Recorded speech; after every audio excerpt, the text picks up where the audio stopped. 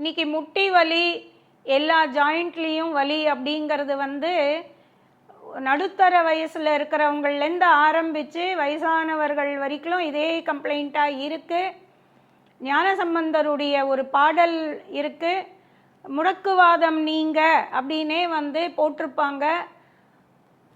துணிவளர் திங்கள் துளங்கி அப்படின்னு அந்த பாடல் ஆரம்பிக்கும். ஞானசம்பந்தருடைய பாடல். அதை கண்டிப்பாக டெய்லி படிங்க. உங்களுக்கு எப்போ நேரம் கிடைக்குதோ படிங்க.